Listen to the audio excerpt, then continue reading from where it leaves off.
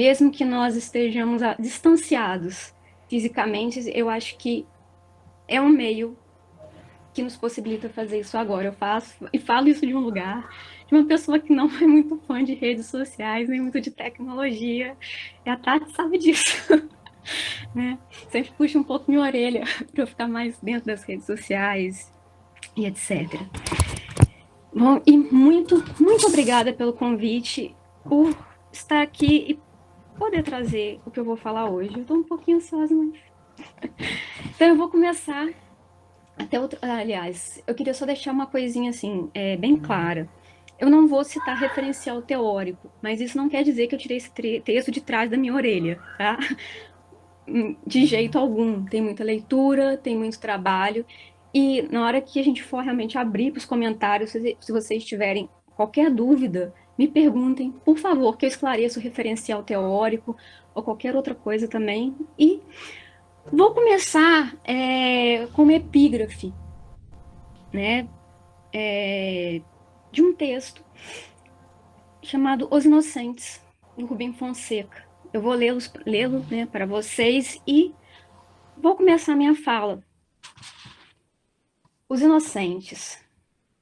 O mar tem jogado na praia pinguim, tartaruga gigante, cação, cachalote.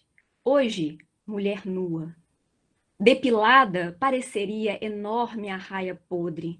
Porém, cabelos e pelos lembram um animal da família do macaco. Corpo lilás, de manchas claras, mármore de Carrara incha exposto. Sangue, tripas, ossos perderam calor e pudor. Olhos, lábios, boca, vagina, peixes devoraram. Banhistas instalam barracas longe da coisa morta, logo envolta por enorme círculo de areia, indiferença, asco. Policial limpa suor da testa, olha a gaivota, céu azul, afinal rabecão, corpo carregado, espaço branco, vazio, cercado pelo colorido das barracas, lenços, biquínis, chapéus, toalhas por todos os lados. Chega a família. Olha, parece que reservaram um lugar para nós.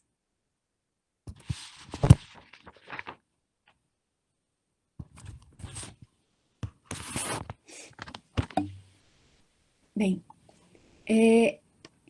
a gente costuma dizer de uns anos para cá, que o lugar de culto da literatura, na literatura brasileira, tem passado por um processo de deslocamento. Ou seja, o que eu falo com lugar de culto?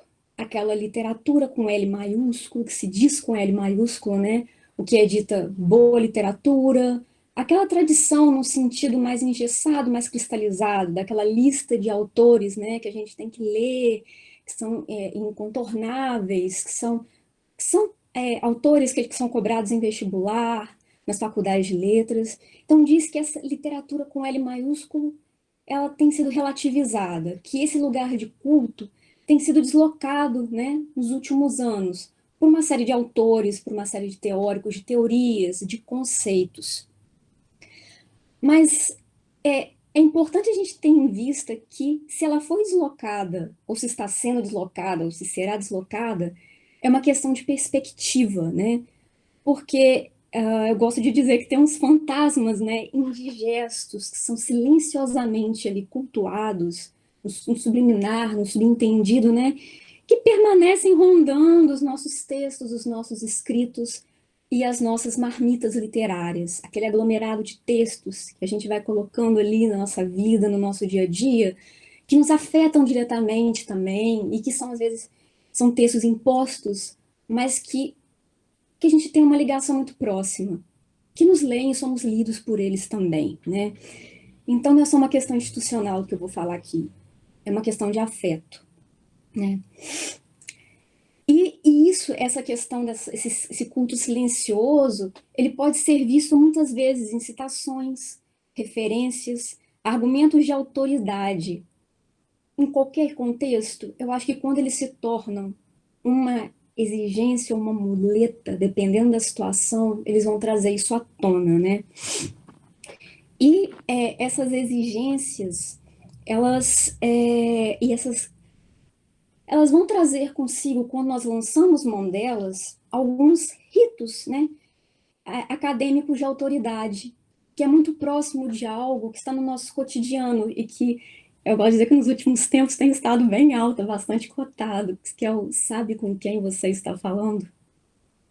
A gente pode pensar, né? Mas esses ritos de autoridade, eles também estão presentes, né, no nossos textos, na literatura, nos autores, nas questões de autoria. Se a gente pensa, né, texto, literatura, autor, autoria e nós mesmos estamos inseridos numa sociedade em que essa prática é comum, é naturalizada, como que todas essas categorias que eu citei estariam eximidas do sabe com quem você está falando, inclusive nós mesmos, né? Eu acho que é bom a gente não se isentar diante disso, que a gente costuma fazer isso muitas vezes e eu me coloco nesse lugar. E eu quero deixar bem claro, tudo que eu vou dizer aqui, eu também me coloco nessa posição, por ser uma prática bastante naturalizada, inclusive, né? Bom, se, né, texto, literatura, autor não reflete a sociedade, faz parte dela, como que, o que está no título, né, da palestra, que é Conceitos de Autor e Ritos de Autoridade, como que esses conceitos de autor se relacionam a esses ritos, né, de autoridade? O que acontece? Quando a gente começa a estudar, ter conhecimento de alguns autores, a gente costuma criar algumas hierarquias, né? Eu digo, ou ainda, né, uma escala de respeitos e deferências, em que a gente hierarquiza esses autores, né? A gente vai criando diferença entre eles e agregando valores. Quem é melhor? Quem é pior? E muitas vezes a gente esquece que o nosso ponto de vista é apenas um dentre vários. E crê nisso como uma realidade, né? Isso tudo está relacionado com o que eu falei lá no início, literatura com L maiúsculo, ou até mesmo uma teoria literária com T maiúsculo, L maiúsculo, o que quer que seja, né? Aí poderia pensar, então, o que é autor, né? Já que a gente vai falar de um conceito, conceitos de autor, o que seria o autor? Se a gente, quando entra, a gente fala que autor é isso, é aquele que produzia, autor é aquilo, aquilo outro, gente, mas se a gente, quando entra na universidade, a gente não aprende uma série, né, de conceitos e de categorias relacionadas ao autor, e uma vai substituindo a outra, se a gente pega no eixo do tempo, da antiguidade até agora, quantos conceitos, quantas relações entre autor e texto nós podemos observar no eixo do tempo, nesse contínuo temporal que a literatura e nós nos inserimos. Quais conceitos a gente pode elencar, né? Bom, eu vou elencar alguns aqui, alguns inclusive foram trazidos em outras palestras, né? Ó, modelo, gênero e disciplina, causa criadora idealizada, pessoa gramatical, princípio de agrupamento de discursos. Essas são muito comuns, né, quando a gente passa por um curso de letras, ou até mesmo fora do curso de letras, quando a gente tem contato com os textos. Até para tirar essa ideia de que leitor especializado é diferente do leitor não especializado. A gente vai ver por que eu não gosto de fazer essa separação. Inclusive, eu gosto de dizer também que não gosto de fazer tanta separação entre a chamada ficção, né, a criação do texto teórico. Porque, por mais que nós tenhamos todos esses conceitos que eu disse, né, repetindo, modelo, gênero e disciplina, causa criadora idealizada, pessoa gramatical, princípio de agrupamento de discursos, que eles não são estanques um do outro, eles coexistem até hoje, mesmo sendo restringidos, né, mormente. A teoria restringe, né, mormente a uma determinada época, eles se interpenetram e convivem entre si. Né? Só que, qual é o mais corrente? Qual é o mais comum entre nós? É um que deriva do senso comum, que nos acompanha vida fora, né? E no senso comum, no que se tem de mais conservador. Como assim, conservador? Eu gosto de pensar numa ideia. Todo mundo aqui já viu conserva, já comeu conserva. conserva de palmito, conserva de cebola, conserva de pepino, entre vários outros, conserva de repolho, entre várias outras conservas, né? Então, qual que é a função? Fazer com que aquilo ali dure mais tempo, que aquilo seja palatável por mais tempo, que nós consigamos nos alimentar daquilo por mais tempo, oferecer um sabor diferente, uma textura diferente, mas que aquilo tem uma durabilidade maior, né?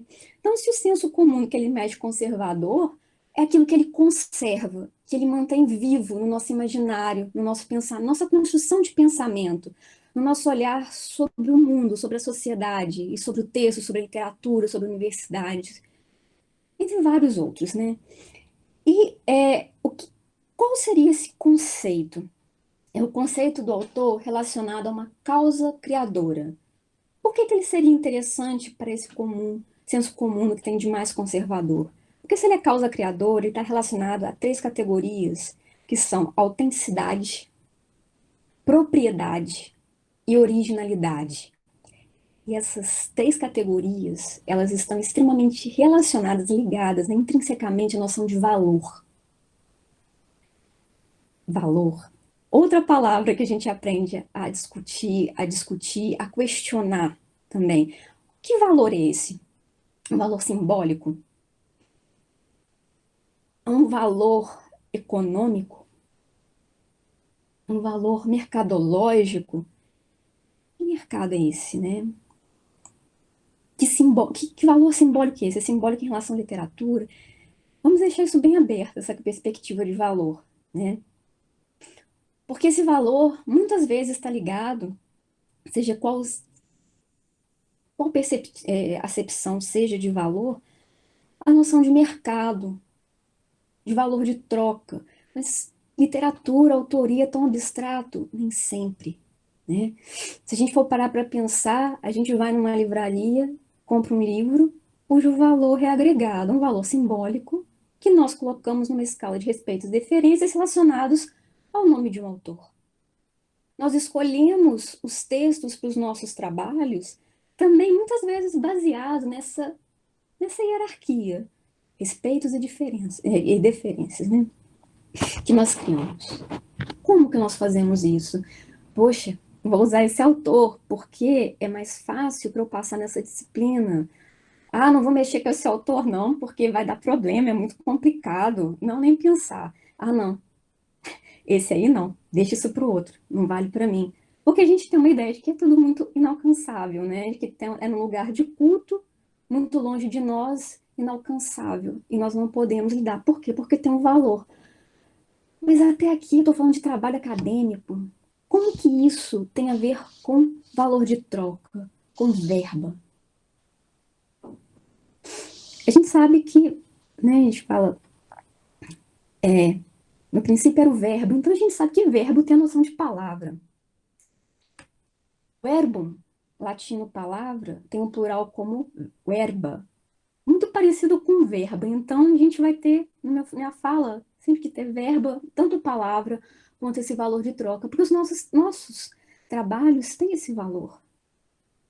Seja nas nossas faculdades, nas pontuações, nos PPGs, nas disciplinas, porque isso é transformado em verba, em fomento, que nós precisamos também, porque somos parte de uma instituição. Só que essa instituição também faz parte dos nossos afetos. Olha como é complicado a gente olhar criticamente para os nossos afetos, para aquilo que nos acompanha. Então, eu acho igualmente complicado a gente olhar para essa noção de autor, para os ritos de autoridade ligados a esse autor, porque tudo isso faz parte de uma rede de afetos que nós criamos com as nossas leituras, com nossos autores queridos, preferidos, com nossos livros de cabeceira. Por isso eu acho muito complexo, né? E esse valor que eu acabei de falar, essa autenticidade, essa propriedade intelectual, né? Vamos lembrar como é que a gente chama, gente? Direitos autorais, né? E da própria questão da originalidade, aquele original, a fonte, o autor como fonte daquele texto, fonte criadora, né? Isso tudo está relacionado a um nome próprio. E a gente fala autor, diz o nome desse autor. Só que, quando a gente entra nos ritos de autoridade, esse nome próprio deixa de ser a pessoa do autor, o ser vivente no mundo, para se tornar uma projeção desse autor que nós fazemos nos nossos textos, nas nossas práticas e sobre nós mesmos, nas nossas relações e nos lugares que nós ocupamos, que nós pretendemos ocupar. Porque parece que quando a gente coloca esses autores numa hierarquia de valores, em que um vale mais do que o outro, e criamos diferenças entre iguais, nós loteamos um espaço para esse autor. Esse espaço que nós não podemos atravessar, que nós não podemos perturbar, e que se tentamos perturbá-lo, alguém nos lembra. Sabe com quem você está falando? Você sabe quem você está lendo? Com quem você está debatendo? Com quem você está discutindo? Né? Bom, e com essa projeção do nome próprio do autor, a gente tem conceitos, a gente tem ideias e textos que também têm essa projeção desse nome próprio, né? Desse lugar. E essas projeções em nós vão nos afetar diretamente nos nossos textos e nas nossas práticas. E algo que eu preciso também deixar claro, né, que eu acabo até me esquecendo de falar, que muita gente acha que o problema é a hierarquia, que o problema é a autoridade. Eu acho que não é o problema em si, mas é o uso e o abuso que nós fazemos dela indiscriminadamente, às vezes com a melhor das intenções, né, de boas intenções, o inferno está cheio. Só pra gente lembrar que, né, mais um ditado popular aqui, um pouquinho de senso comum para habitar a fala, né? Então, mesmo nas melhores intenções, essas práticas elas acabam sendo escondidas. Por quê? Porque é naturalizado. Porque no nosso dia a dia, o sabe com quem você está falando, ele não aparece naturalmente. Por mais que a gente evite, né? A gente fala, não vou fazer isso é um abuso, não é interessante, mas quando o nosso lugar, ou o lugar que nós precariamente, né, achamos que ocupamos, ele é ameaçado, a gente lança a mão de tentar resguardar esse lugar de alguma forma. Não precisa vir, né? Não sabe com quem você está falando. Pode ser também, manda quem pode, obedece quem tem juízo. Cada coisa em seu lugar. Deixa eu só olhar a listinha que tem mais. Coloque-se no seu lugar, cada um no seu lugar. Eu comecei a pensar também em várias outras formas no dia a dia, outras fórmulas que nós usamos para essa demarcação de lugar e de diferenças entre iguais, entre pessoas, entre leitores, entre alunos, entre professores, entre pessoas que fazem parte da mesma sociedade. Nós sempre falamos na necessidade de um nós, que é nó, mas que também é uma coletividade, né? É difícil a gente pensar nisso. Nós falamos disso o tempo todo, na importância da construção de um nós. E sem perceber, lançamos mão de algo que demarca diferenças entre iguais, inclusive entre autores, inclusive entre pensamentos e construções de pensamento diversas. E nós fazemos isso a partir de uma perspectiva dentre várias, que é que a gente assume, né, por escolha ou por acidente de percurso. A gente esbarra, eu me sei, vou fazer para ver qual é, e a gente se apaixona e vai para frente, ou não, não é para mim e troca. Mas sempre ocupamos perspectivas, lugares dos quais a gente olha para a literatura. Né? Então, nessas perspectivas que a gente escolhe olhar para a literatura, ou que nos escolhem, nós temos uma lista de autores, uma lista de conceitos que nós defendemos, julgando que é melhor do que o conceito do nosso colega, e que o do colega é menos do que o nosso, porque nós não concordamos, ou porque... Oi? Ah, o áudio tá ruim, gente? Espera aí só um segundo, deixa eu ler aqui. Ah, mil desculpas. Vê se melhora agora. Melhorou, gente, o áudio?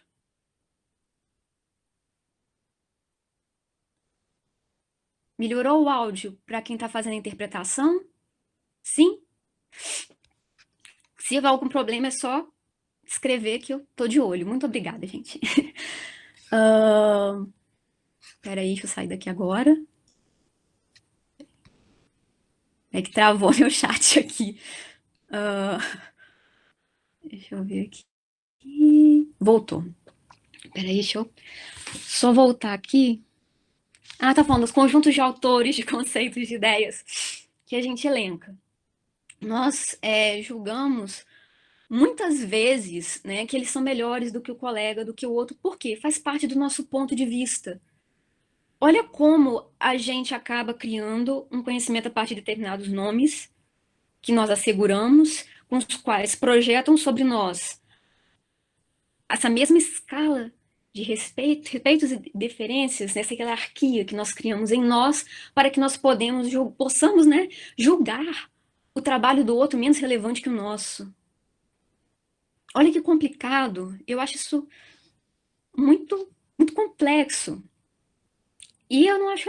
Eu tô procurando respostas ou questões a partir disso. As questões nunca param, né? Eu acho que é por isso mesmo que eu disse que eu ia mais levantar questões do que tentar responder a perguntas ou a demandas, né, no nosso momento.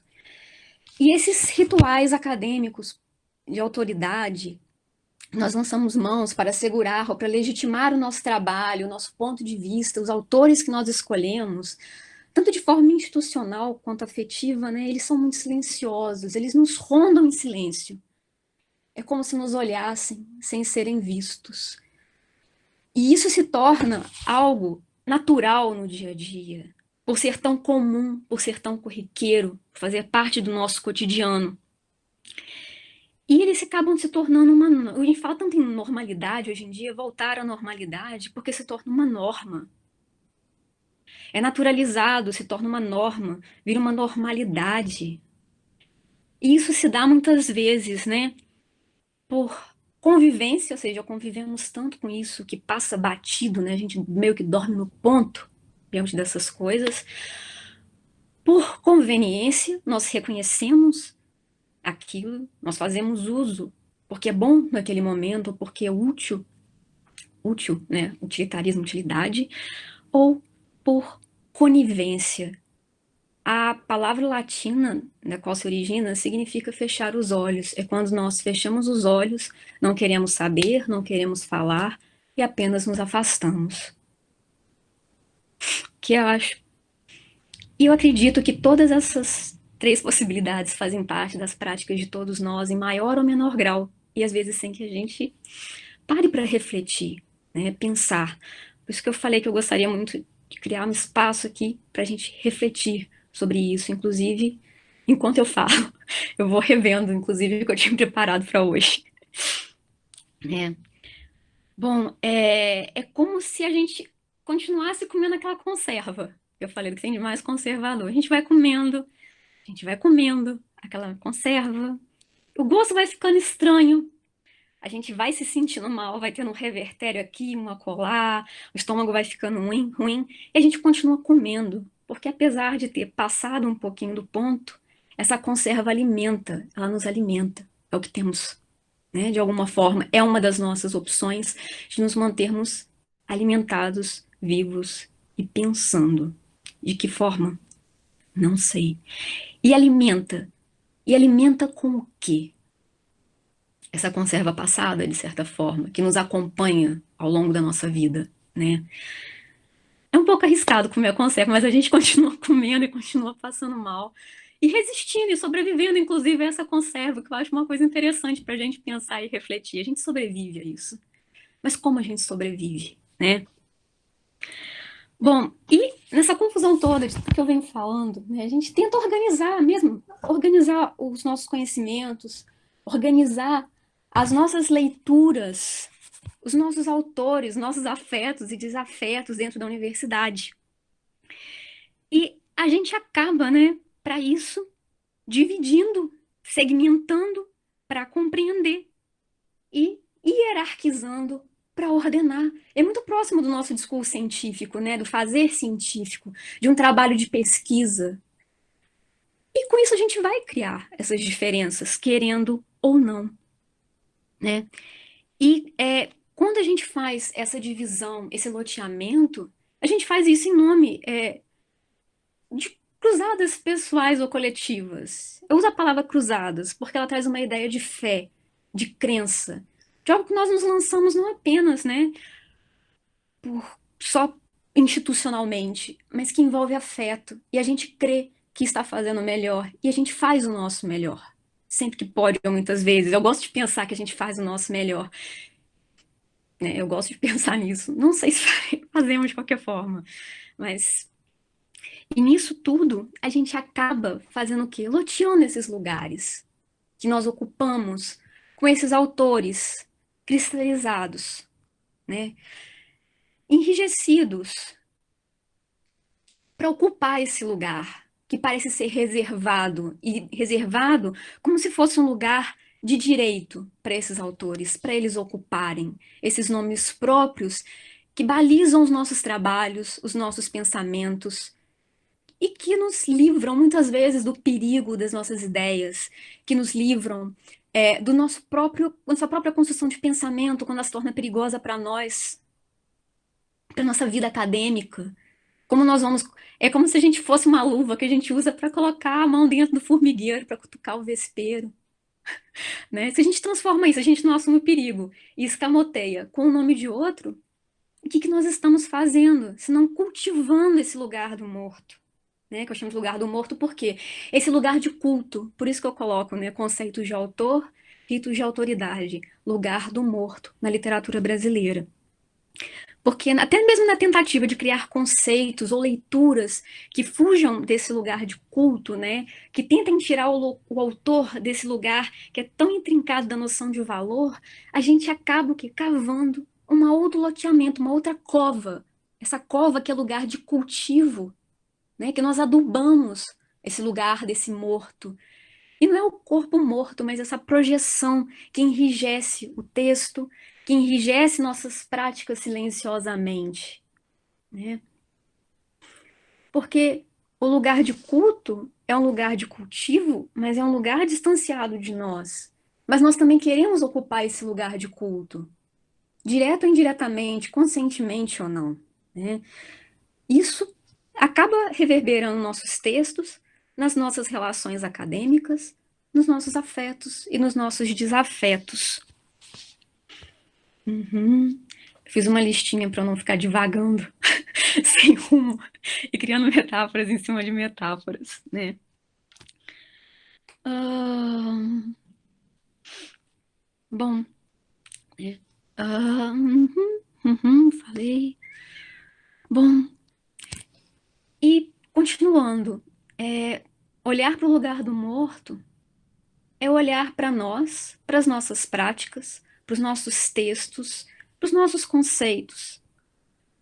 Como, como a gente olha para aquela conserva? Imagina se a gente visse tudo isso como aquela conserva que nos acompanha e que passou da validade, e que passou do ponto e que nós dormimos no ponto. É um trabalho agradável? Não. Eu posso dizer por conta própria que enquanto eu pensava isso, esse texto que eu trouxe para vocês, que eu trago, né, ainda trago para vocês hoje, foi objeto de estudo no meu doutorado, eu tive muita azia.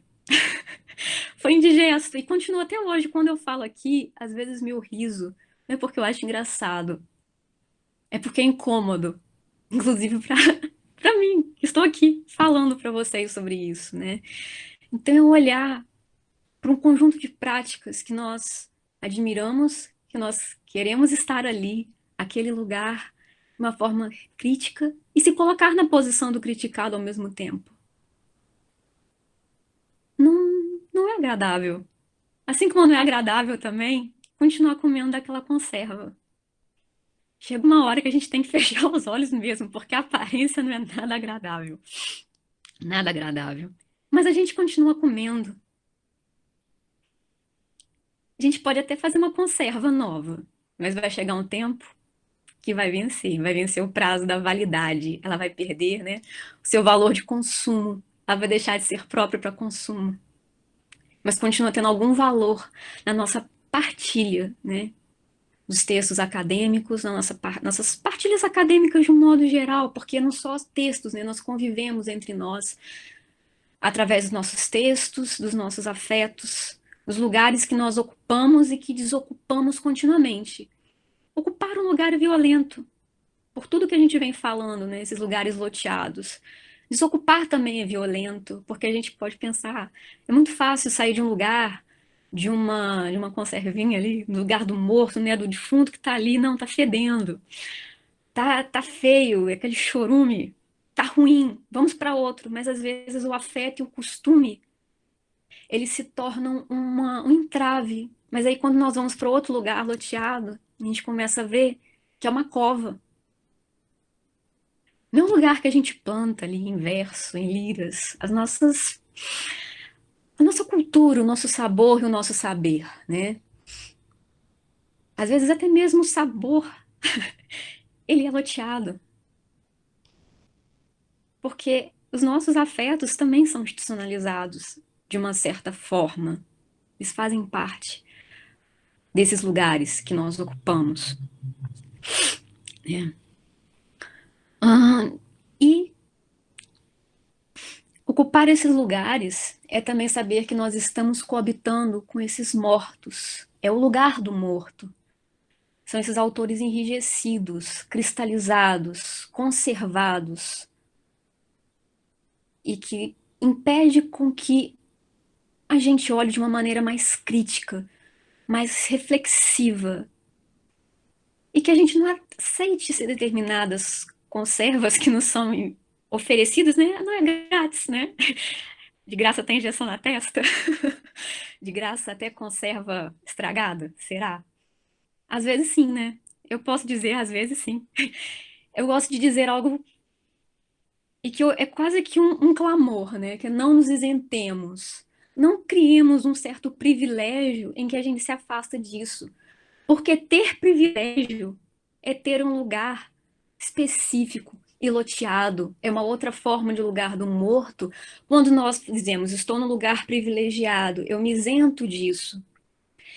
Eu não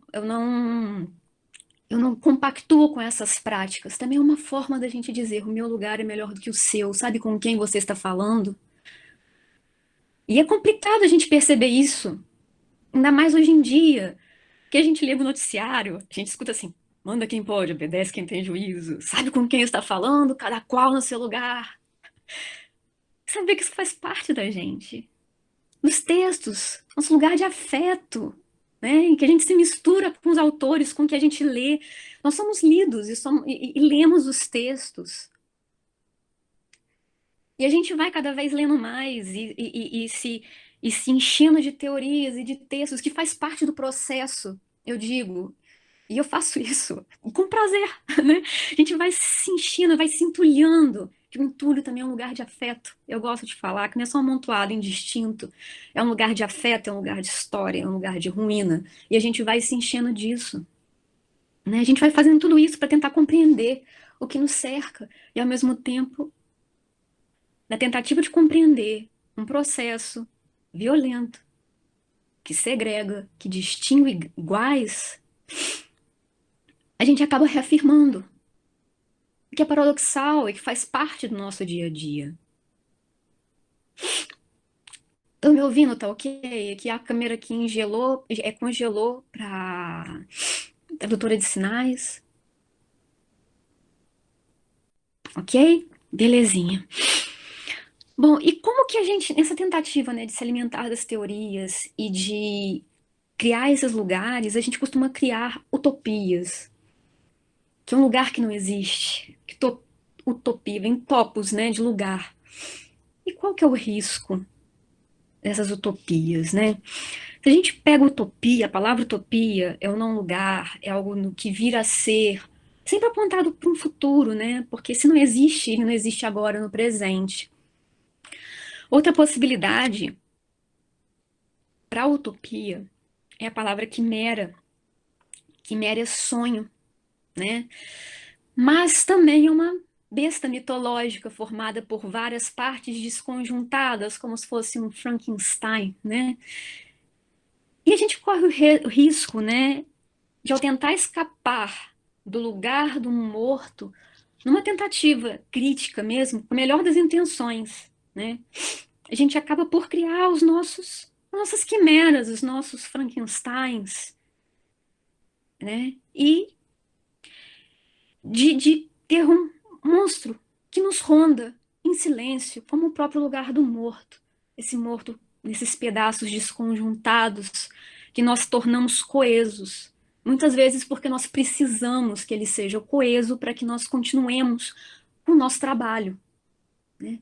É uma tentativa de resistir também à própria utopia, mas ela também é perigosa. Porque além de criar esses monstros, ela é voltada para o futuro e não para o presente. Qual seria uma utopia do aqui e agora? Para nós olharmos para o nosso presente, um presente bastante complicado, né, que nós estamos vivendo. Um momento, como olhar de maneira crítica para um presente crítico? Como fazer isso por meio de uma utopia? Porque esse lugar que nós estamos é muito complicado. Como sair dele? Saímos dele? Que formas nós usamos para lidar melhor com a situação, para olhar para essas conservas passadas, para esse lugar do morto que nos assombra? Porque a cova é rasa e o sol é quente. Como esquecer desse lugar do morto a partir do momento em que ele nos persegue e que nós conseguimos olhar, pelo menos? Ele deixa, não que ele deixa, ele continua nos olhando sem ser visto, mas nós conseguimos ter pelo menos um relance, por mais breve que seja. Como atender ao nosso olfato, que pode se tornar um sabor em nossa boca, às vezes amargo, às vezes acre, às vezes ácido, desse cheiro, desse chorume, né, que decanta desse corpo morto, que coabita com nós mesmos nesse lugar do morto, perpassado pelo culto, pelo abuso da autoridade, pela hierarquia como uma forma de diferenciação entre iguais, né? E uma outra coisa importante, que não posso deixar de falar, não adianta nós procurarmos culpados. Se nós fazemos parte, se nós estamos inseridos, quem são os culpados e quem são os inocentes? Existem inocentes, aqueles que não fazem mal, né? Inocentes, nem tem nocivo, né? Ali, ou seja, o não nocivo existe, o que não faz mal. Existe uma prática voltada nesse meio que não faz mal, que não nos ameace de uma certa forma as nossas relações, os nossos afetos, mas que nós continuamos fazendo porque é o que nós entendemos, é o que nós sabemos, o que conhecemos, é o gosto que muitas vezes a gente conhece ao ler os textos, né? E é complicado, e procurar culpado é uma tarefa totalmente estéril, ela não vai cultivar nada. E é extenuante, porque cansa, cansa. E não chegamos o quê? A lugar algum ou apenas chegamos a lugares bem delimitados, né? Bom, bom, e para fechar, né, minha fala vai ser breve mesmo. Porque eu pretendo que a gente tenha tempo para conversar, né? A nossa universidade, a nossa noção, nossa universidade, olha eu tomando lugar, olha eu chamando universidade minha, meu lugar. A noção corrente que a gente tem de universidade e que está ameaçada, né? Como a gente vem falando, inclusive, em várias palestras, em vários. E não só nas palestras que eu assisto aqui do projeto de extensão, mas conversando com amigos, com várias pessoas que se diz ameaçado, né? Como que a gente vai resistir a esse processo de apagamento de discursos e tudo mais, se a gente não olha para o presente dessa universidade de uma maneira crítica, sem idealizar? Lógico, a gente vai idealizar, né? A gente sempre vai idealizar em maior ou menor grau, mas tentar, de uma certa forma, confrontar essa idealização, para a idealização não ter poder sobre nós, né? Confrontar essa idealização e tentar olhar para a universidade de um modo crítico, de uma maneira que nos permita ter noção do que nós estamos defendendo e o que nessa universidade nós defendemos, né? Mas nós acusamos, defender e acusar, eu acho complicado até dizer defender, porque se nós defendemos uma parte, nós acusamos, mas acusamos algo do qual nós fazemos parte. Olha que ciclo vicioso. Sempre que a gente procura uma saída, a gente tem uma torrente, né, de perguntas, de questionamentos e de práticas que nos habitam e que nós as habitamos, né, de várias maneiras, de várias formas. E, inclusive, assim, essa nossa busca por um nós na universidade, né? E que nós é esse? Talvez, assim, nos reste Aí eu tentando criar uma utopia. A gente não resiste, né? É, é irresistível. Faz parte. Aí eu rindo de nervoso, que eu vou criar uma utopia no final. Eu falo do perigo e acabo criando uma utopia no final. E relacionado, inclusive, ao perigoso nós, que também são os nós do balaio de gato, né? Imagina um gatinho com novelo de lã fazendo a festa. É uma imagem que eu tenho aqui. Tudo emaranhado. Como desfazer nesse nó? A gente joga fora, a gente brinca, a gente entra brincadeira com gato, o que que a gente faz, né? Então é um nós, né? E esse nós, a gente busca sempre a semelhança quando a gente fala em nós, no que nos assemelha, o que nos torna iguais, o que é parecido em mim e no eu, no você, no outro. Mas muitas vezes esse nós, para ele se dar, talvez eu levantando mais uma pergunta, né? Carol, você não vai afirmar nada? Difícil. Afirmei um monte, mas também questiono um monte aqui. Esse nós também é criado a partir das diferenças, do que nos diferencia um do outro. Esse nós um tanto tópico. E essa diferença, muitas vezes, vai ser irreconciliável. Bom, é isso, gente. Muito obrigada por estarem aqui hoje, por se disponibilizarem a ouvir, por pensarem aqui comigo nesse momento, por se disponibilizarem a ouvir, eu fazendo um monte de perguntas aqui, sem conseguir responder grande parte delas. E não acho que necessariamente a gente tenha que responder, sabe? Eu não sei ainda se responder é criar outro lugar do morto. Não sei. Eu só sei de uma necessidade que eu tenho ultimamente, que é refletir, questionar e continuar existindo, sobrevivendo e continuar questionando. Gente, muito obrigada. Muito obrigada mesmo. Carol, tô aqui com o Oi? estômago, eu tô aqui com o estômago envolvido Fala não. pela sua Eu fala. tô com refluxo.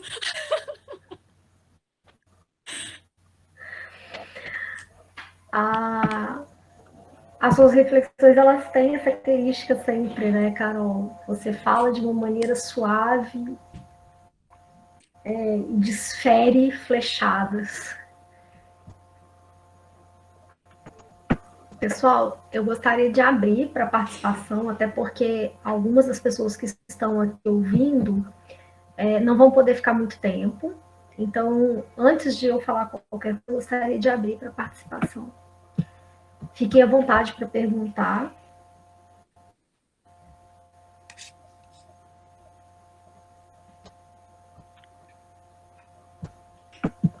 Se alguém quiser abrir o microfone e perguntar em vez de digitar, fica à vontade.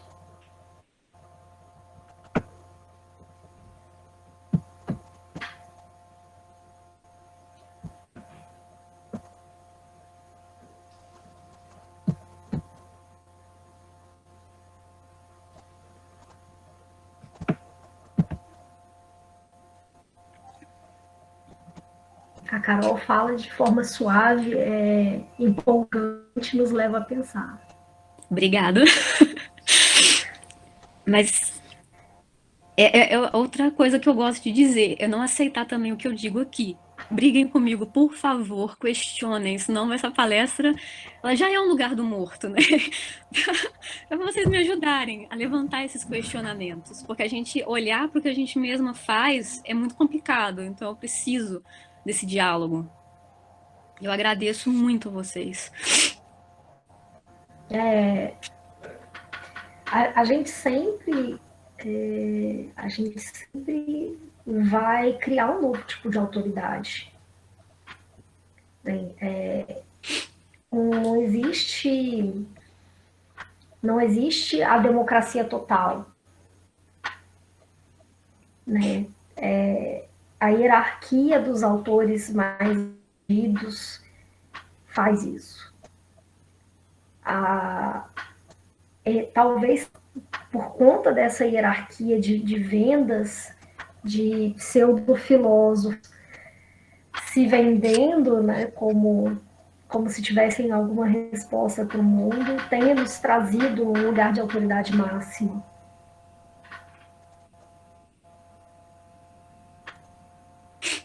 É, com, é, Não tem ninguém inocente.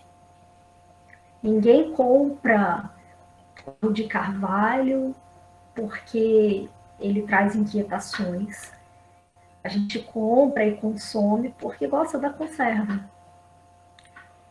E o perigo também, tá, de a gente escolher um autor que não é visivelmente uma conserva e transformar na conserva, né? É um perigo. Eu falo que são. Pensando poeticamente, né? Como se a gente tivesse nossos livros de a possibilidade do livro de cabeceira, que é um lugar de afeto, mas pode ser também um lugar de engessamento. Acho que todo engessamento na nossa forma de perguntar, ele é complicado, né? Porque ele vai, além de, lógico que existe essa questão da autoridade, né? O lugar do morto está aí, mas se a gente engessa até o nosso afeto, a gente está contribuindo, a gente está lavrando, né? A gente está cultivando Sim. o lugar do morto, esse lugar de culto mesmo, né?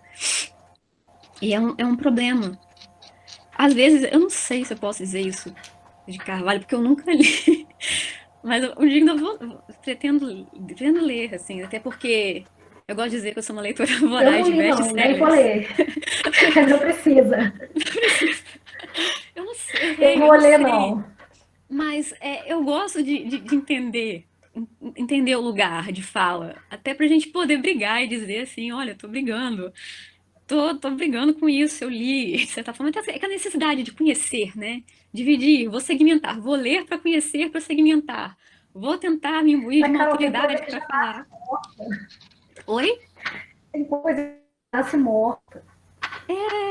Mas a gente tem tanto defunto, gente. A gente não fala, muitas vezes nos enterros, né, no interior, não fala bebê ou defunto. A gente tá bebendo defunto. Não tem jeito. Agora, na segunda, o Capilé falou um pouco, né, sobre o lugar da universidade, de como a gente Uhum, lida com a universidade. E quando a gente monta o curso, né, a gente monta uma ementa, uhum, a gente naturalmente se coloca no risco de transformar aquela disciplina em culto. uhum, Até porque, com um cronograma vastíssimo, a gente tem, uhum. né, uma carga horária exígua, a gente acaba tendo que fazer esse tipo de escolha. Sim. E às vezes a gente nem questiona tanto por questões didáticas, né? Eu falo no lugar de professora também. Às vezes dando aula para o ensino médio, né? Que é o lugar de que eu falo agora. Professora de ensino médio fundamental. A gente tem a prova, a gente tem a avaliação. Eu fico sempre na corda bamba. Eu apresento e não apresento a crítica, né? Vou falar sobre um autor X, Y, Z, um cânone ou não cânone. Vou apenas apresentar para o meu aluno, vou fazer uma crítica. Que lugar que é esse? Porque o currículo, ele é uma das formas de engessamento. E às vezes é muito parco o arsenal que a gente tem. A gente veste a armadura para cruzada, mas cadê o arsenal? Que armadura é essa, né? Vai para nossas cruzadas pessoais, defender essa criticidade, né? Esse olhar crítico do leitor. E às vezes a gente não tem como e nem tempo hábil, né? De levar esse olhar crítico para os alunos, porque é complicado. Como que a gente ensina olhar crítico também, né? É outra coisa que eu venho me perguntando ao longo dos anos. Como apresentar isso para o aluno? Que olhar crítico é esse? De que perspectiva? O lugar do professor ele é bem complicado, né? A gente está ali abraçado com mortinho, no chorume, sentindo fedorzinho, comendo a conserva ali, muitas vezes, né? E quando eu tô dando aula, eu falo, gente, por que que eu tô fazendo isso? Por que que eu tô oferecendo isso? Mas se tem a Uhum. prova, sabe? É complicado. É muito complicado. Complicado. Eu acho que a gente não pode cair na cilada de oferecer a utopia como uma maneira de conseguir ultrapassar o lugar do culto, o lugar do mito. Eu Uhum, acho que, pelo menos o que eu tento fazer é sempre ler a contrapelo. uhum, sim, É preciso questionar o refrão que diz que um dia mais comer o fino que eu pratico, desculpa, que eu fabrico. Uhum.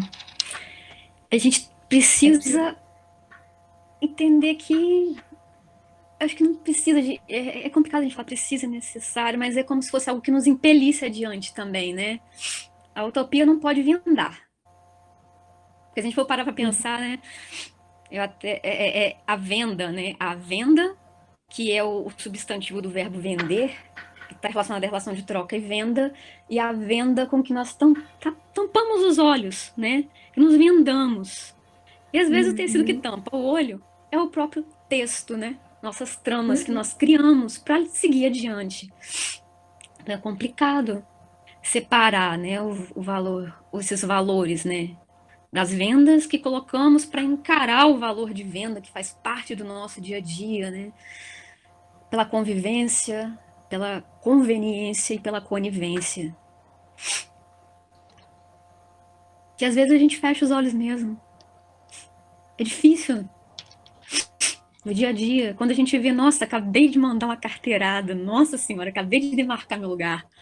É complicado, é muito indigesto. As indigestões de sabedoria, nossos fantasmas reflorestados. É o lugar da autoridade que, sem querer, acaba ocupando, né? É um lugar complexo, né? É complicado, cheio de dobras, né? De reentrances. É muito. É instigante olhar para isso, mas além de indigesta, além da azia, do refluxo, de tudo isso, é uma forma também de a gente crescer, né? Se rasurando, não crescer, mas não crescer, não gosto dessa palavra, eu gostei não, vou rasurar aqui. Mas é uma forma da gente resistir, criar uma casca que a gente vai rasurar e é uma forma da gente se rasurar mesmo. Como se a gente fosse um palimpsesto, né, com vários textos ali. Vários textos se sobrepondo, a gente raspa, né? Não serviu, mas a conserva a gente raspou ali e tá lá grafando de novo. A gente vai raspando e não tem como a nossa última escolha estar isenta do nosso percurso também, né? Porque a gente, eu falo isso do que eu falei, professora de ensino fundamental e médio, o que a gente ensina para o nosso aluno? Quando você for fazer um texto dissertativo argumentativo, use o argumento de autoridade, porque vai referendar a sua fala e isso. Mas a gente às vezes não percebe o que está por trás desse argumento de autoridade. Às vezes a gente pode estar dizendo, olha, seu pensamento não é válido, ele só é válido a partir do momento que alguém está aqui justificando o seu pensamento. Então é uma forma de silenciar também. Mas é importante a gente ler também, conhecer outros textos para além dos nossos textos, porque a gente não pensa isoladamente. Né? Nós somos conjunto de textos de afetos e de textos desafetos também. Né? Acho muito complicado. Eu vou falar complicado o tempo inteiro aqui. E a gente não pode se isentar de maneira alguma. A Lázara Sheila, ela perguntou se a gente tem certificado, tem sim, e ela falou assim, sobre a sua fala, gostei muito das argumentações, afinal, nossa vivência nos leva a cada dia a descobrirmos o melhor para nós, passarmos para o próximo, nossos valores e atitudes. Porque a gente tem mania de separar muitas vezes, né, o teórico do prático, a vivência do institucional, a teoria da ficção. Eu acho que é um pouco improdutivo a gente tentar segmentar tudo isso. Eu acho que existe vivência na teoria, existe teoria na vivência, e por aí vai, ao ponto da gente criar até uma fronteira porosa entre essas categorias, né? Então a gente não pode separar uma da outra. E a gente passa isso para as pessoas que nos cercam, afetos, desafetos, desconhecidos.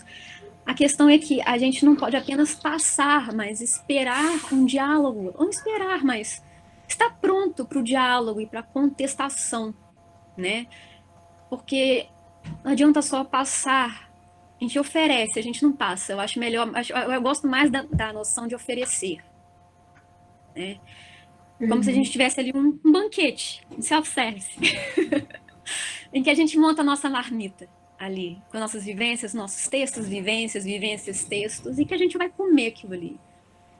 Até o ponto daquilo azedar, porque coloca comida numa marmita. não refrigera, né? Deixa fora da geladeira, mesmo na geladeira. A gente tentando deixar aquilo palatável o maior tempo possível, aquilo vai azedar um dia. A gente come, a gente não come, como é que vai ser, né?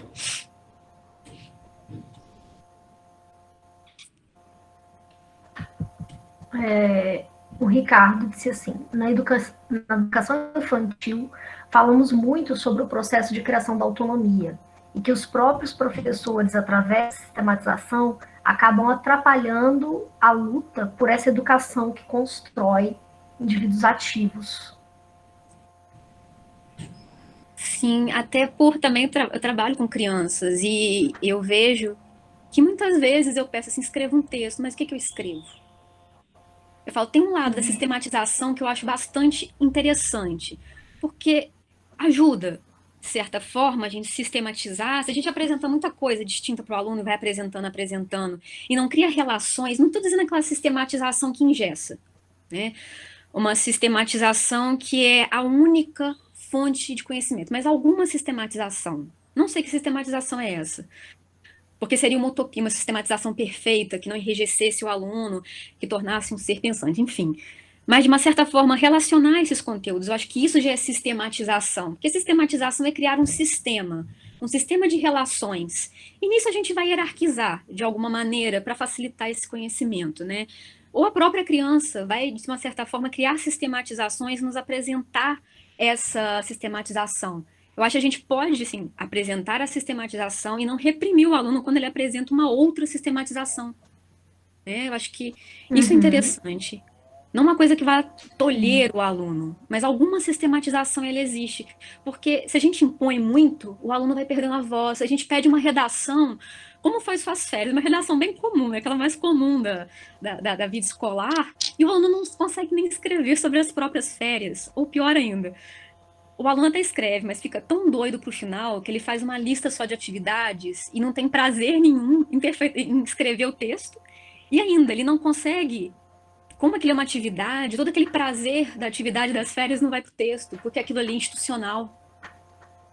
Uhum. Né? Mas tem a sistematização, porque tem início, meio e fim, tem sujeito, tem predicado, as vogais. Vamos uma coisa mais simples ainda. Os sons. Os sons se juntam formando sílabas simples, sílabas complexas. A gente tem sistemas, a gente está perpassado por sistemas. Agora, como que nós recebemos esses sistemas? Nós refletimos sobre esses sistemas? Eu não estou dizendo para a gente falar com o aluno, não, porque a linguagem é um código. Alunos pequenos, sei lá, crianças de 6, 7 anos estão sendo alfabetizadas, vocês vão aprender um código, não sei o quê. Não, mas mostrar de alguma forma essa arbitrariedade que acompanha o sistema escolar, né, nossa vida como professores. Um erro muito comum é a gente sempre menosprezar a inteligência das crianças, né? Sim. Achar que elas não são capazes. Não. E são indivíduos inteligentíssimos, né? É, assim, todos somos inteligentes, todos somos produtores de discurso, né? E às vezes, como professor ali, eu falo agora, assim, você está ali numa sala, 45 alunos. Às vezes, né, eu brinco até com os alunos, não me façam recorrer ao meu argumento de autoridade. Eu brinco assim, em sala, tem aula particular também, eu brinco, não me façam recorrer ao meu argumento de autoridade. Porque por mais que a gente tente construir um ambiente igualitário, entre etc., a gente tem uma hierarquia professor-aluno. E uma dessas funções é manter a ordem. Olha que complicado, complexo. Por mais que a gente tente apagar isso nas relações, né, na nossa forma de lidar com os alunos, de não silenciar, até porque a gente silencia em menor ou maior escala, né? Como lidar com isso? A gente vai recorrer ao argumento de autoridade, né? Bem ou mal, até sem querer, quando a gente vê, às vezes intencionalmente, porque nós estamos soberbados de trabalho. Eu falo, não existem inocentes, né? Então é difícil apontar para o culpado, diferenciar, é diferente de mim, peraí, né? Eu vivo nessa sociedade, nesse sistema que cria a escola dessa maneira, perpassada por vários sistemas. Sou um sistema perpassado de sistemas, de vários textos. Né? Como lidar com isso?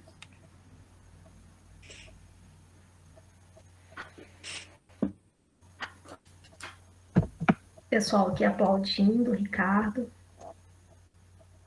Ítalo, agradecendo, excelente palestra, excelentes reflexões. Vai ficar todo mundo com o estômago meio embolado ainda uns dias. O meu vai. Com certeza, junto com vocês. Junto com vocês. No início do ano, a Lilia Schwartz lançou sobre o autoritarismo brasileiro, né? Uhum. E ela coloca isso, né? Do lugar de autoridade ser construído coletivamente e nas práticas mínimas. Né? Uhum. Coisa que a gente já leu em outros autores, né? Mas como ela escreveu recentemente sobre isso, né? Na história do Brasil, como isso está ligado às práticas colonialistas. Sim, sim. A própria questão de colônia, né? É cultivar uma terra para a qual você se transporta, da desocupação de um lugar e ocupação de outro, né? Essa ocupação, ela é ideológica, ela é parte de um imaginário, né? Acho que isso é até uma pergunta que eu me faço e que eu fico bastante angustiada com a pergunta que eu levantei, porque eu acho que assim, a gente não deve se furtar a fazer perguntas, né? E essa me incomoda muito. Quando que o nosso imaginário vai se descolonizar? O imaginário brasileiro vai se descolonizar? Se descolonizou? Foi só um efeito de uma independência? O que que se entranha nesse imaginário, né? Vai se descolonizar? O que que é ser colonizado hoje em dia? Qual que é essa ideia de colônia? Que cultivo que é esse? E não é só um cultivo não é cultivo da terra, uma terra que está ali, e você revolve essa terra, está ali a autoridade, o chorume do lugar do morto e tudo isso, né? Um cara que é escritor de ficção. Alguém falou? Acho que foi só uma interferência, Só uma já interferência? saiu. Ah, tá, Acho que joia. foi. Se alguém quiser falar, gente, fique à vontade, tá? Esse, essas ideias, até os autores, né, que a gente traz pra gente muitas vezes, e a gente repete, né, como muleta, como forma de sair de um perigo. A pergunta é: nós trazemos para a nossa realidade, para o nosso momento, que realidade que é essa que é a nossa, né? Pro nosso, nós vamos pensar assim, a partir da nossa perspectiva, como nós encaramos esse autor, como nós questionamos isso que nos é apresentado nesse texto, nessa teoria, como o nosso trabalho se relaciona com isso, como esse trabalho concorda, o quanto ele se assemelha a isso, o quanto ele se diferencia, né? O quanto nós lemos esse texto a contrapelo nos nossos textos. E isso é às vezes, esse próprio lugar do morto, pelo menos na minha acepção, é uma forma de dizer que temos alguma, ou muito, do nosso imaginário colonial ainda. Eu acho que muito do nosso imaginário colonial em relação a diversas questões sociais, identitárias, né, no Brasil de hoje. Eu pensando que Brasil de hoje, que amontoado que é o Brasil de hoje. Que amontoado é esse? Como a gente separa e segmenta até mesmo para ler, para tentar refletir sobre esse lugar. Como a gente vai lotear o Brasil de hoje? A gente quer lotear esse lugar? Ou a gente quer dizer que esse não é o nosso Brasil, que nós não escolhemos esse Brasil? Acho complicado dizer que não é o nosso Brasil, porque é. A gente está dentro dele. A gente construiu ao longo do tempo, né? A gente faz parte desse contínuo temporal. Porque a autoridade nós construímos no dia a dia, e essa autoridade referenda a noção de autoridade corrente no que nós vemos em relação a diversos fatores, né? Nos noticiários, em relação à pandemia, em questões raciais, em questões de gênero, entre várias outras questões. Às vezes dá um profundo desânimo, né? Até uma certa melancolia. Talvez seja importante a gente não se render, né? Ao desânimo e à melancolia. A um certo fatalismo é isso, porque é isso. Não, às vezes é isso que temos, é a marmitinha que conseguimos montar ali no nosso self-service, no nosso pequeno banquete. indigesto, mas é o que nos foi ofertado, e escolhemos da melhor forma possível como vamos continuar alimentando. Eu acho que continuar comendo é interessante, e refletindo sobre o que come também.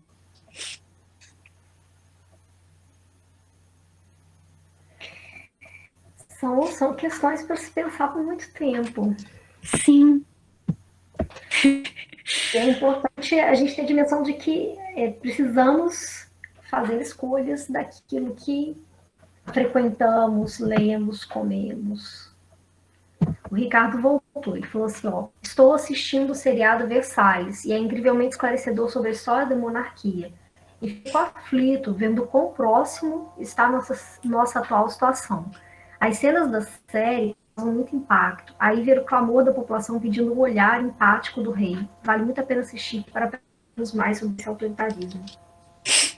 A gente parar para pensar essa questão de ter um soberano, né, um lugar reservado, não é tão distante de nós, né? Nós nos colocamos às vezes nesse lugar soberano quando lemos os textos. Eu acho que entender mais sobre autoritarismo de uma certa forma é entender mais sobre nós mesmos. É uma perspectiva meio desanimadora, mas eu acho que anima a gente, de uma certa forma, poder se ver e se questionar. E é interessante também, porque mas como trazer um seriado, cultura de massa? Cultura de massa nos leva a refletir. A gente tem mania de dizer o que é boa literatura, má literatura. Sou fã de cultura de massa. A Tati já sabe, muita gente sabe. Best-sellers, seriados, filmes, entre várias outras animes, mangás, por aí vai, né?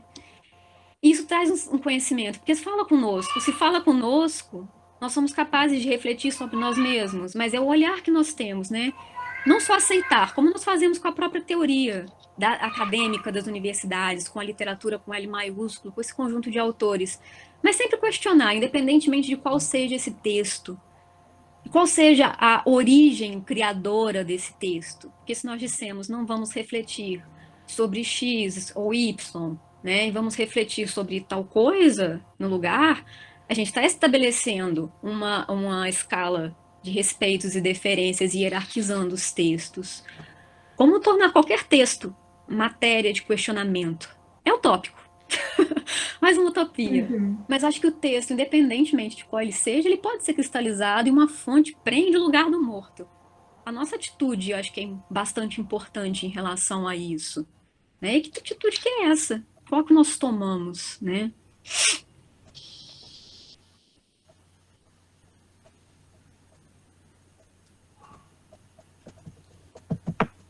Mais alguém? Continuem, gente. Tá tão. Por favor, tá divertido.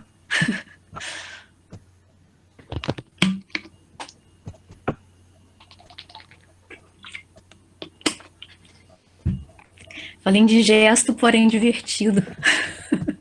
Divertido, porém indigesto. Como você avalia, Carol, na sua pesquisa, lá na sua tese, essa relação entre a inevitável criação de uma autoridade na escolha dos autores com quem você trabalha? Bom, como que uma alternativa seria isso ou como lidar com isso? Como lidar, né? Como lidar? Eu acho complicado.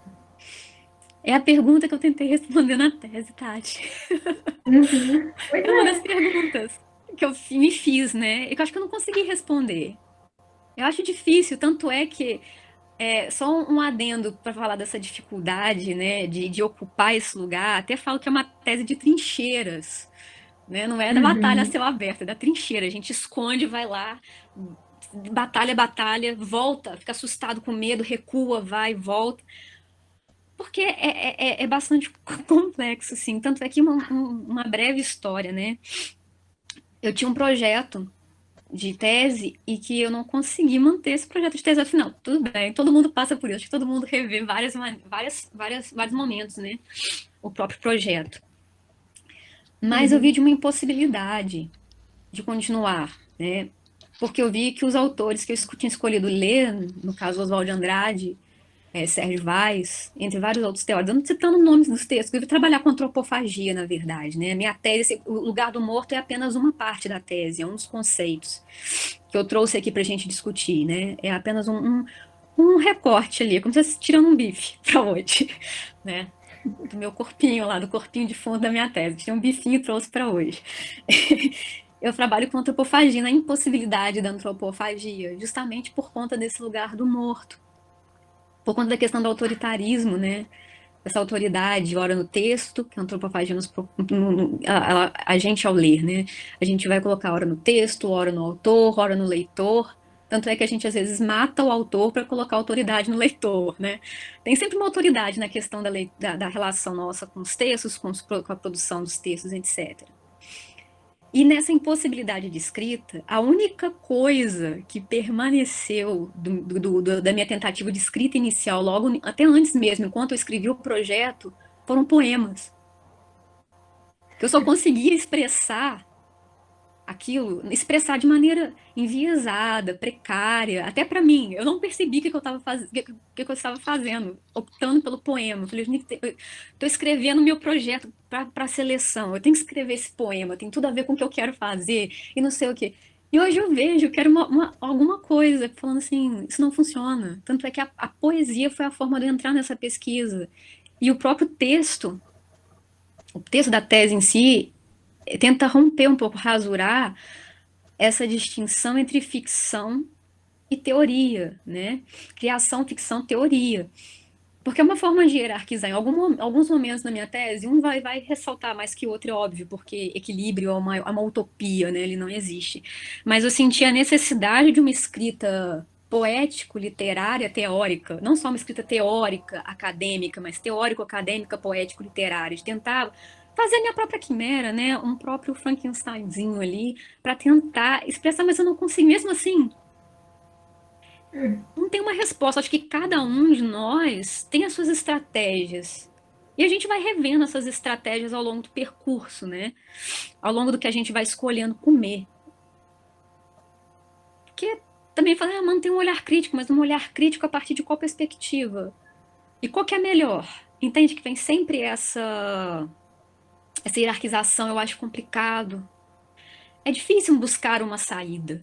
Às vezes aceitar que isso existe é uma forma de olhar para isso. Agora, o que vamos fazer, isso é bastante individual. E eu não acredito que seja uma coisa assim grandiosa, né? Uma revolução grandiosa. Eu acho que é uma. Que até a própria palavra revolução, né? Etimologia da ideia de rolar para trás. Então, é complicado, olha só, quando a gente vai olhar a fundo, né? As palavras, os conceitos. Se a gente aceita de pronto, né, um conceito, uma palavra, como sendo aquilo e nada mais, é difícil. Se a gente olha a etimologia, vê que aquela palavra ali tem um perigo, a gente revê. Então a gente busca esse perigo, a gente aceita tudo que vem. Como é que isso funciona, né? Eu vou sempre criar pergunta, Tati, desculpa não poder te responder.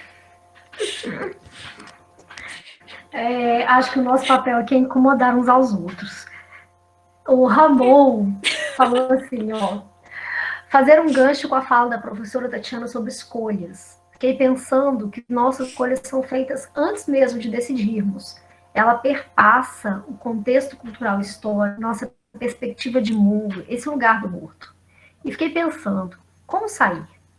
E sua fala, Carolina, me deixou incomodado. Agradeço, pois fiquei pensando no senso crítico e na autonomia da educação libertadora de Paulo Freire como solução. Porém, parece que acabo caindo nessa contradição do lugar.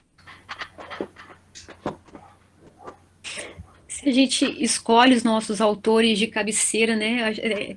E é um pouco disso que aconteceu comigo, né? Desculpa, gente, o Ramon falou, eu tinha escolhido Oswald de Andrade para mim, era o mesmo lugar do Paulo Freire para você. Então, quando eu fui desconstruindo esse olhar, foi dando um certo um desespero, um incômodo tremendo, porque eu até escrevo, é como se fosse uma forma de continuar acreditando. A antropofagia me fazer, de uma certa forma, continuar acreditando naquilo que eu estudava. Né? Então virou uma chave mestra para descobrir os segredos e desvendar os problemas da literatura para mim. E isso foi olhar para isso foi bem terrível. Eu fiquei, eu não digo de tudo, fiquei pensativa, um tanto melancólica. Marretar o afeto é complicado, né? Agora, o que a gente faz com essa marreta? A gente só marreta, a gente não escolhe algo daquilo ali também, porque eu acho que muito continua comigo. Eu aproveito muito ainda daquilo que me dava motivação, mas descer a marreta me deixou mais desconfiada.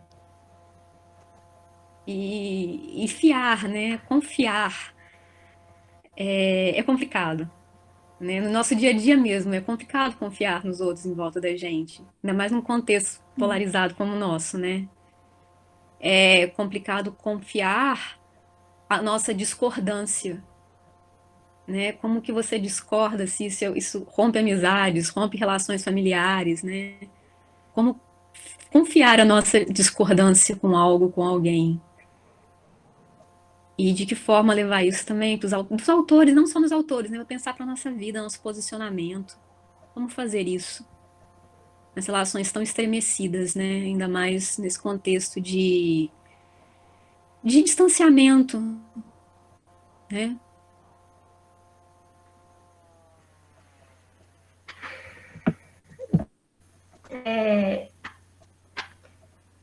Eu acho que não tem uma solução pronta.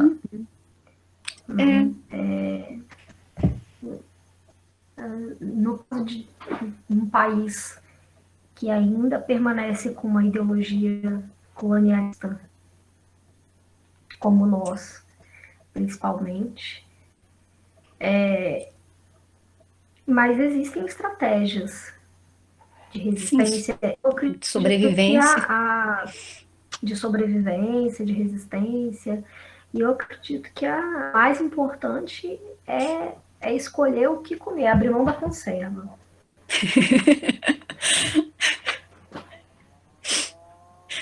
É difícil, Tati. Abrir mão da conserva. A conserva é fantasmagórica, né? Se a gente conseguisse ver a conserva e abrir mão da conserva, nossa, era meio caminho Vamos começar a andado. abrir mão dos conservadores, então. Nossa, eu sempre para pensar, né? Em alguns pontos eu sou bastante. Eu conservo algumas ideologias para mim. Eu conservo, eu sou bem conservadora, mas eu não sei se o que eu conservo é aquilo que o conservador, o conceito conservador conserva. Mas a gente sempre conserva alguma coisa, né? A gente não come vários tipos de conservas. No mercado a gente é ofertado vários tipos de conservas. A gente sempre seleciona, a gente põe no carrinho, nosso carrinho ali para fazer nossa marmitinha, né? A gente acaba conservando uma coisa ou outra. Agora, o que que a gente decide conservar também é outro papo, né? Uhum. E até assim, a gente também tem que tomar cuidado, que às vezes na tentativa de ter uma conserva que vai contra esses conservadores que você diz, né? A gente acaba tendo um pensamento tão conservador quanto, que é como se a gente fosse fazer uma certa higienização, uma limpeza no mundo das ideias.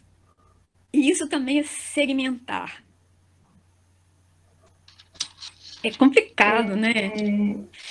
Há um tempo atrás, aquela menina, a Mônica Iose, ela falou que o maior arrependimento dela na época de CQC foi ter dado destaque para gente medíocre, né? Ela usa outro termo, acho que ela fala para gente idiota, alguma coisa assim, as pessoas se tornam perigosas. Uhum. Né? Aí a gente. Pode falar, tá? Desculpa te interromper. Pode falar. É que a gente às vezes vê ali aquela marmita. Eu falo assim: a gente tem escolha, né? Sempre que eu falo é escolha, o que nos é ofertado.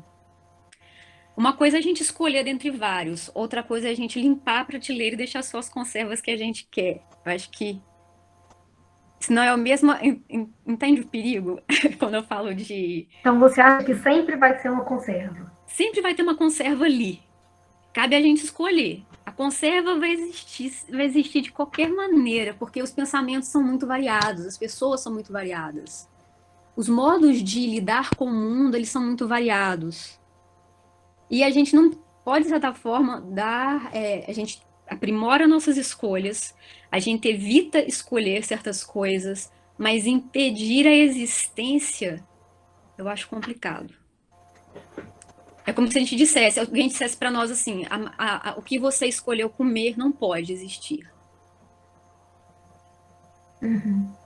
né? É como se te privassem da possibilidade de escolha, porque é a responsabilidade da escolha. É o livre-arbítrio, né? Tudo bem que tem um condicionamento cultural por trás disso. Essa questão da criticidade, eu entro mais uma vez naquele ciclo vicioso, né? Que é muito complicado a gente bater o martelo, né? Porque como que é formado criticidade? Precisa de quais figuras? A figura do professor, as figuras familiares, as figuras dos amigos. Como que forma um indivíduo crítico que vai escolher? E outra coisa, ter consciência daquilo que escolhe. Não é fazer uma escolha aleatória, né? Ter consciência do que escolhe. Eu não escolho tal coisa por conta disso, disso, disso e disso. Eu simplesmente, não escolho isso, escolho aquilo. Como se fosse um oba-oba, e não é isso. É isso que eu falei, às vezes alimentar, ler e deixar essa marmita prenhe até de lugar do morto é necessário para a gente saber o que escolhe. E saber por que escolhe. Mesmo que esse saber por que escolhe seja uma coisa não muito, às vezes, como é que eu vou dizer? Consciente, mas a gente saber de alguma forma por que escolheu aquilo, por que não escolheu aquilo. Eu acho mais importante do que só ter coisas que nós consideramos, né, como dignas na nossa marmita e só podermos escolher aquilo e sermos críticos porque só escolhemos aquilo. Eu prefiro escolher o que eu quero dentre várias opções do que só ter uma opção de escolha, né? Eu acho complicado. É um pouco do que me assusta quando a gente vê, né? Eu não gosto de falar porque isso me deixa nervosa. Uhum. Oswald até, de certa forma, põe na boca de uns personagens dele, certas, essas... Não gosto de falar disso. Eu recalquei isso durante anos. Para dar conta, ele coloca isso, não sei, não lembro na boca de qual personagem, mas quando eu li isso, parece que todo o contexto sumiu nas minhas vistas e isso ficou gravado a ferro e fogo. Para dar conta da antropofagia, eu sou mesmo Hitler. Porque é um saneamento no mundo das ideias. Eu escolho o que me é bom, o inimigo valoroso, e elimino, né, aquilo que não me interessa. Até mesmo a antropofagia ela pode ser perigosa, ela pode ser Uhum. totalitária.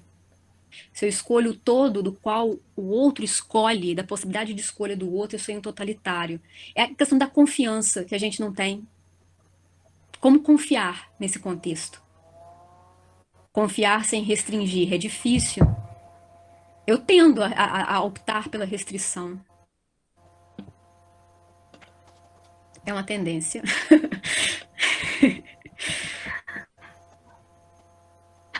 O Capilé tá se despedindo. Um beijo, meu amor. Bom trabalho. Tchau, tchau, André. Obrigadão por estar aqui presente. Gostei do Em Livrar. Livrar e nos livrar. Obrigadão, de coração. Beijo.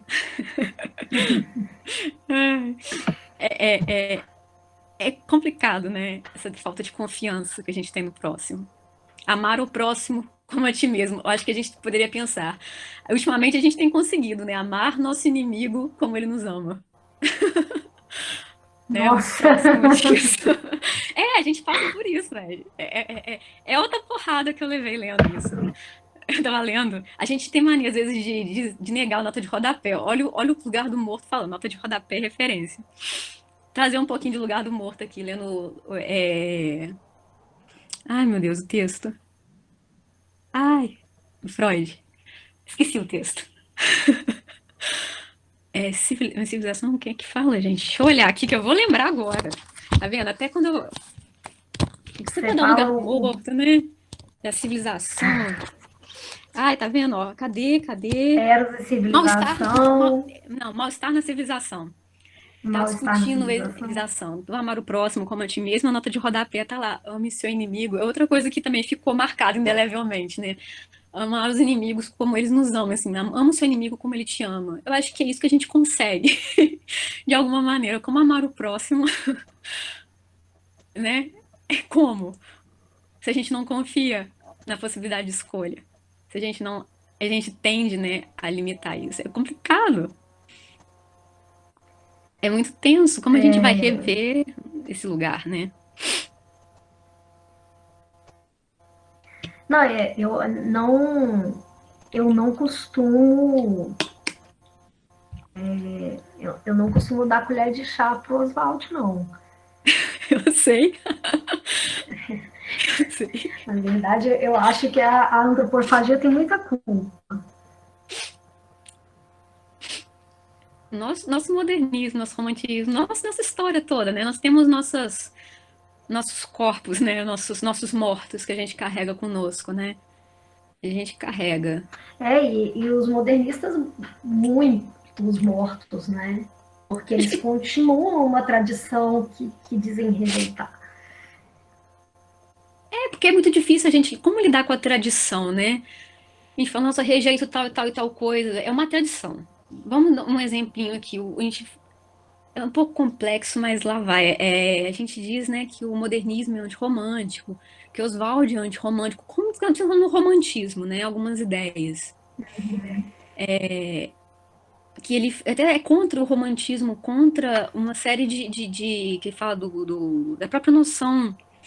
Os autores, a ideologia, uma visão de mundo do romantismo, né, voltada para o passado, da forma como eles idealizaram os indígenas e como idealizaram o passado, né, não a forma de pensar, de construir uma ideia de nação, né, a grosso modo. Então, os modernistas dizem se contrário a isso, e Oswald berra isso nos manifestos.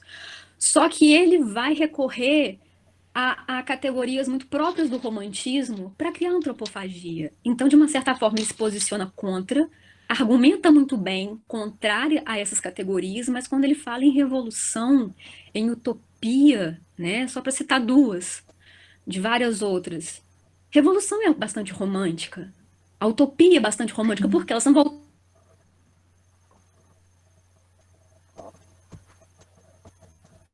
pré-capitalista, um passado edênico, esquecido. Vocês estão me ouvindo, gente? Ricardo, o Júnior falou que cortou o áudio. Mas acho que para mim já voltou. Não Já sei. voltou? Foi rápido. Foi. Foi rapidinho. Eu vou voltar um pouquinho na fala. Então, quando o Oswald lança a mão da ideia de utopia, né, de revolução, ele acaba recorrendo a algumas dessas características, né, muito próprias desse romantismo, que é uma volta a um passado, muitas vezes pré-capitalista, a um passado edênico quase, que seria o tal matriarcado de Pindorama, né, vamos dizer assim, pré-cabralino, digamos assim, no caso do Oswald. É um passado que não pode ser recuperado, mas visto com vistas para um futuro a partir do presente. Então, a noção de um passado, da volta de um passado, isso é bastante romântico. Essa ideia de projetar um país, uma idealização até para o próprio futuro, a noção de idealizar, né? Isso é muito do próprio romantismo, mas não o romantismo como estilo de época, mas como um conceito sociológico, como se fosse um estar no mundo, né? Que não é ligado somente a uma época. Então, até mesmo o Oswald, quando usa as imagens e os argumentos, uma linguagem bastante poética, para argumentar contra o romantismo e a visão de mundo que o romantismo carrega, ele traz isso para ele. Né? A gente faz isso também, ué. Por que não? Porque os autores também, a gente coloca mesmo nessa posição de pedestal, né, muitas vezes. Deles não se contradizerem no próprio texto. A gente faz isso o tempo todo. Né? E nós nos contradizemos também. Agora esqueci até porque eu estava falando isso. Eu viajei aqui, gente, de desculpas. Mas, Tati, me ajuda, me salva aqui. Você tá revisitando o Oswald. Ah, tá. Pensando. É essa própria ideia de se contradizer. Então, eu acho que os fantasmas do Oswald, em certa medida, são fantasmas também do modernismo, do nosso passado colonial, são fantasmas nossos, né, que vão permanecendo na nossa forma de lidar com o mundo. Pensando assim nesse ponto de vista, né? A gente, por quê? Porque todas essas categorias estão entrelaçadas na nossa sociedade, no nosso modo de estar no mundo. Nesse passado colonial também, que o romantismo tenta negar, tenta criar uma alternativa, mas que acaba revisitando isso, visto que parte dos nossos autores românticos eram a favor da escravidão, né? Isso é chocante. Que nação que é essa que nasce apoiada no regime escravocrata? Entende como é que é complicado? Vamos salvar o Uhum. indígena, mas vamos condenar os escravos, vamos condenar os negros. Acho muito complicado. Como fazer isso, né? Como criar aquela rítmica do Oswald pensante, né? Como fazer isso sem cair na questão da autoridade? Como a utopia não cai na questão da autoridade muitas vezes? Como fazer a utopia não cair? Isso é complicado. Que a negação do lugar é, muitas vezes, né, o próximo lugar a ser ocupado.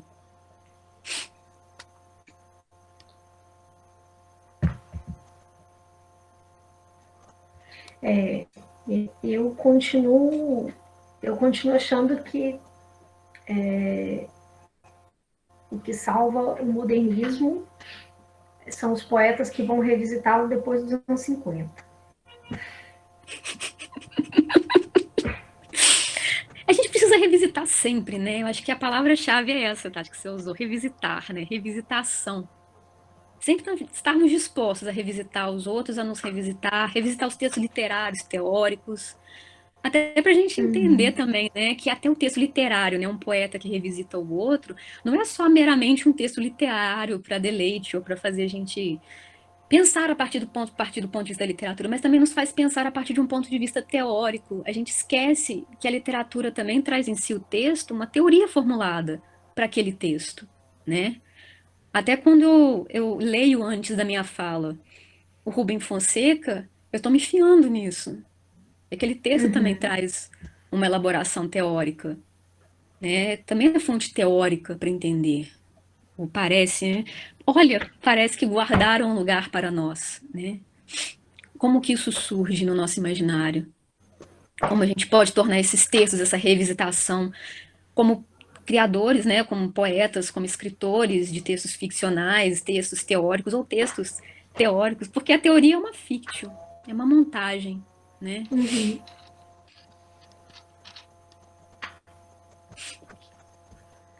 Sim, a teoria é um recorte também, Sim. né? E como quando recortamos a teoria também nos nossos textos, né, nas nossas citações ou nas nossas escolhas, mesmo que não sejam citadas assim, a gente também faz uma ficção, a gente faz uma montagem, né? Então a gente monta uma outra coisa e oferta com uma certa verossimilhança.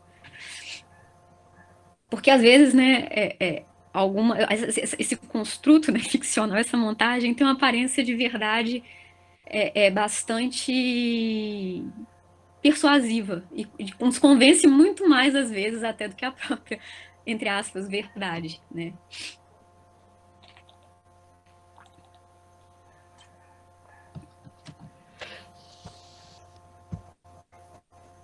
Pessoal, continuem. Alguém. Por favor, gente.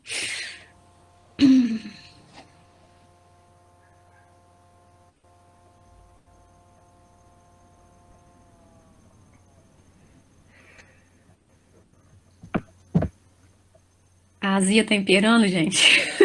Acho que vai cansando também depois de tanto questionamento. A gente tenta encontrar uma resposta, vem mais questionamento. Acho que isso vai. Eu falo que o cérebro da gente vira patê, né? Dessa brincadeira toda. A gente Já oferece que pro cérebro as como metáforas são. alimentício. Não é? Ou ainda, água de bueiro também pode virar, né? Aquilo que escorre depois da chuva, lavar tudo, dos restos do nosso dia a dia, do nosso cotidiano, fica tudo ali lavando o cérebro da gente, diluindo tudo, né? Virou um patezinho aqui, patê de água de bueiro. Mas é uma oportunidade de pensarmos, né, o quanto as nossas práticas de cidadania, entendendo a prática de Uhum. leitores como uma prática de cidadania, elas estão completamente permeadas Sim. pelo condicionamento que temos Uhum. ao autoritarismo Uhum. ou ao nosso desejo de expressão. Sim. É uma reflexão importante a ser feita, né, Tati? Porque essa Sim. saber, ele falando de não saber escolher, mas Se sentir apto a escolher, eu acho que também é um ato cidadão. Esse direito de escolha, acho que não deve nos ser negado jamais, assim. E a gente tem que ser responsável pelas próprias escolhas. Isso é ser cidadão também, né? Uhum.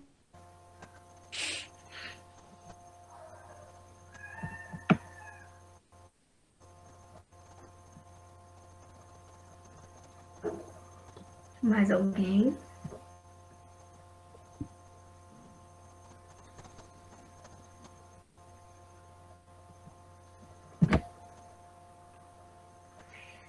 Pessoal,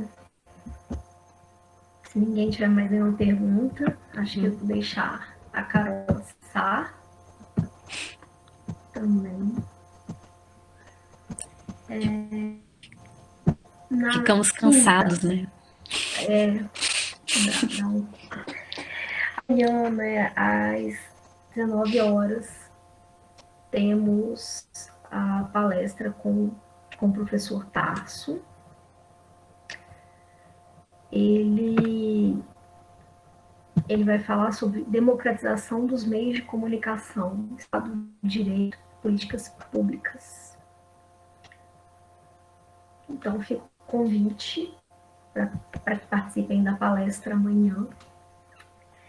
O agradecimento por presença em mais essa palestra hoje. O meu agradecimento imenso a Carolina, minha amiga amada, querida, de tantos anos, companheira de tantos anos, uma super parceira. Com muitas saudades da nossa presença física e, e torcendo para que seja possível em breve estar juntos fisicamente de novo.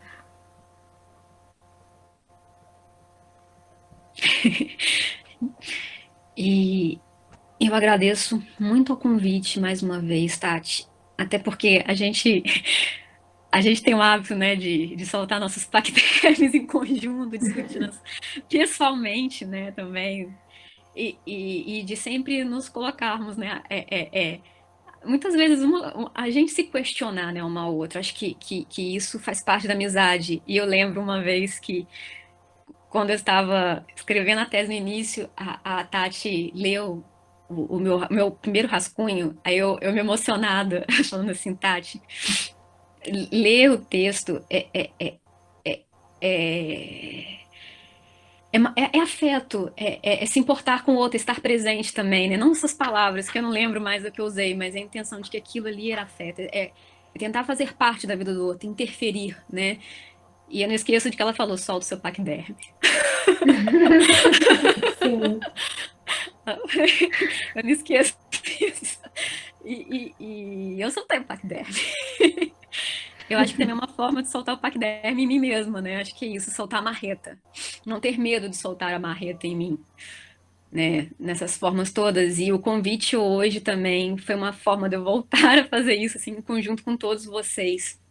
Eu agradeço muito, porque é uma forma de afeto, disponibilizar um espaço para que as nossas vozes, né, se dialoguem, né, e dialoguem entre si, e que a gente possa construir algo bastante precário, que a gente vai, de certa forma, depois questionar tudo a partir de um certo tempo. Eu agradeço a todos vocês por estarem aqui, por se colocarem, por estarem, de certa forma, né? Eu ofereci aqui um banquetinho, um pequeno banquete com algumas marmitas, com as conservas e todas as outras metáforas alimentares, inclusive com a azia, com a indigestão, com o refluxo. E vocês participaram dessa refeição, junto comigo. Eu agradeço muito de todo o coração, com muito carinho, com muito afeto. Apesar de ser um espaço institucional, é também um espaço dos nossos afetos. Apesar e por ser também, né? Por que não levar o afeto para a instituição, né? Acho que a gente tem um pouco de receio de fazer isso, mas vale a pena, pelo menos eu acho. Muito obrigada a Eu acho que isso vocês. tem que acontecer, né? Tem, né? É, É preciso, refletir sobre a universidade como um espaço para a fraternidade. sim. né? O afeto nessa condição de fraternidade e irmandade. E quando estivermos todos confiantes e convencidos disso, eu acredito que não será mais necessário defender a universidade como uma trincheira, porque nós estamos todos entrincheirados já. Intocados também, né? Intocados. Preparamos o bote. Se deixar, eu vou falando. Gente, muito obrigada, Tati. Uma boa noite a todos, Boa. todas. O Hernani Tafuri está dizendo que é seu colega de doutorado. Sim, Está te dando um sim. abraço. Um abraço, Hernani. Gente, muito obrigada. Carol, muito, muito obrigada. Você é maravilhoso, muito bom te ouvir. Essa sua lucidez liana e ao mesmo tempo armada é necessária, né? Você é brilhante. Eu sou uma pessoa muito privilegiada por poder compartilhar os meus grandes amigos com outros amigos em defesa da Universidade de Momus. Muito obrigada pela amizade militante através desses anos todos comigo. Agradeço muito também, Tati. De coração. Pessoal, até amanhã. Aguardo Até. vocês. Carol, um abração. Abraço E enorme. a gente já se fala. Ok. Tchauzinho pra Até todos. mais, Um grande pessoal. abraço. Boa noite. Boa Obrigada, noite. Angelita. Até a próxima. Obrigada também, gente. Desculpa qualquer coisa no volume. Tchauzinho, gente. Boa noite.